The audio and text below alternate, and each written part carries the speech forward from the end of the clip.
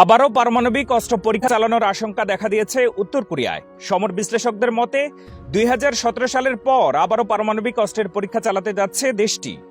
২০১৮ সালে পিয়ংইয়ং তাদের একটি পরমাণু পরীক্ষা কেন্দ্র বন্ধ করে দিলেও সিউলের দাবি, ওই কেন্দ্রটি থেকেই পারমাণবিক অস্ত্রের পরীক্ষা চালাতে সব ধরনের প্রস্তুতি শেষ করেছে কিম জং উন প্রশাসন। প্রশ্ন উঠেছে, ঠিক কী ধরনের পারমাণবিক অস্ত্র পরীক্ষা চালাতে পারে উত্তর কোরিয়া?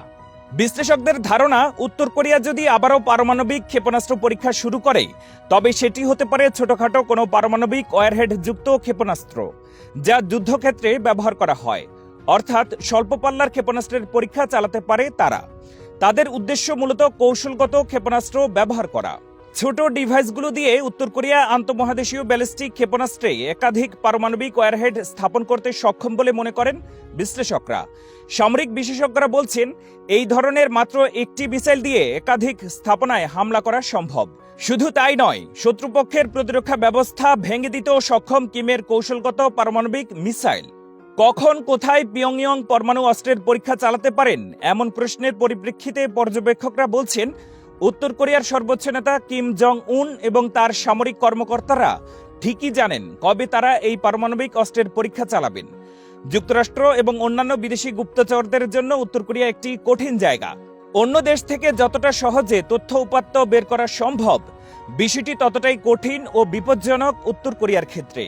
তবে স্যাটেলাইট চিত্র বিশ্লেষণ করে পর্যবেক্ষকরা বলছেন, ২০১৮ সালে রীতিমতো বিদেশি সংবাদ মাধ্যমের উপস্থিতিতে পুঙ্গিরি পরমাণু পরীক্ষা কেন্দ্র বন্ধের ঘোষণা দেয় কিম প্রশাসন। কিন্তু উপগ্রহ চিত্রে ধরা পড়া ছবি উল্লেখ করে সম্প্রতি সেখানে আবারও নির্মাণ কাজ শুরু হয়েছে বলে দাবি করেছে পশ্চিমা পর্যবেক্ষকরা। দক্ষিণ কোরিয়ার আশঙ্কা, শিগগিরই পরমাণু বোমার পরীক্ষা চালাতে যাচ্ছে পিয়ংইয়ং। উত্তর কোরিয়ার উত্তর পূর্বাঞ্চলে পর্বত ঘেরা এলাকায় পুঙ্গিরির পরমাণু পরীক্ষা কেন্দ্রটি অবস্থিত। মূল চীনা ভূখণ্ড থেকে এলাকাটি প্রায় ১০০ কিলোমিটার দূরে। এর আগে মোট ৬ দফায় পরমাণু বোমার পরীক্ষা চালিয়েছে উত্তর কোরিয়া। ওই পরীক্ষা কেন্দ্রে প্রবেশের মূল ৩টি সুড়ঙ্গ পথ ২০১৮ সালে বিদেশি গণমাধ্যমের উপস্থিতিতে বন্ধ করে দেয় উত্তর কোরিয়া সরকার। সেই সময় নিষেধাজ্ঞা কাটাতে তৎকালীন মার্কিন প্রেসিডেন্ট ডোনাল্ড ট্রাম্পের সঙ্গে ঐতিহাসিক বৈঠকের পর পারমাণবিক পরীক্ষা বন্ধ রাখার প্রতিশ্রুতি দেন কিম জং উন। তবে ২০১৯ সালে পরমাণু নিরস্ত্রীকরণ আলোচনা স্থগিত হওয়ার পর সেই অঙ্গীকার থেকে সরে এসেছেন তিনি। সিউলে অবস্থান করা একজন পশ্চিমা সামরিক কর্মকর্তা বলেন, সাধারণত স্যাটেলাইট বা অন্যান্য প্রযুক্তিগত বুদ্ধিমত্তার সাহায্যে উত্তর কোরিয়ার ক্ষমতা সম্পর্কে বেশ ভালো ধারণা পেয়ে থাকেন তারা। তবে উত্তর কোরিয়ার সর্বোচ্চ নেতা কিম জং উনের মনে কি আছে, সেটি তিনি ছাড়া আর কেউ জানেন না। দক্ষিণ কোরিয়ার গোয়েন্দাদের দাবি, ১৬ অক্টোবর শুরু হওয়া চীনা কমিউনিস্ট পার্টির কংগ্রেস ও ৭ নভেম্বর অনুষ্ঠেয় যুক্তরাষ্ট্রের মধ্যবর্তী নির্বাচনের মধ্যে যে কোনো একটি সময় সম্ভাব্য এই পারমাণবিক পরীক্ষা চালাতে পারে উত্তর কোরিয়া। অনেক বিশ্লেষক আবার মনে করেন, কিম জং উন দেশটির করোনা পরিস্থিতি, ইউক্রেন রাশিয়া যুদ্ধ, স্থানীয় ছুটি, চীন ও রাশিয়ার মতো অংশীদার দেশগুলোর সংকেত বিবেচনায় রাখছেন। এইসব বিষয়ের উপর নির্ভর করছে তার ক্ষেপণাস্ত্র উৎক্ষেপণের সময়। উত্তর কোরিয়া জানিয়েছে তারা আরও বড় ও শক্তিশালী ক্ষেপণাস্ত্র মোতায়েন করবে।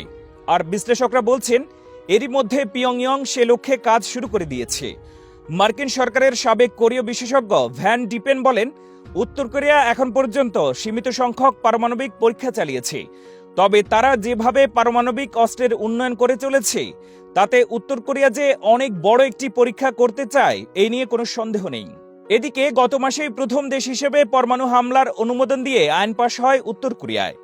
নতুন আইনে নিজেদের প্রতিরক্ষা করতে প্রথম পরমাণু হামলা চালানোর সম্মতি দেওয়া হয়েছে। জানানো হয়েছে, এই আইনের মাধ্যমে উত্তর কোরিয়া দেশকে রক্ষা করতে প্রথমে পরমাণু হামলা করতে পারবে, যা বিশ্বমহলে তৈরি করেছে ব্যাপক উত্তেজনা।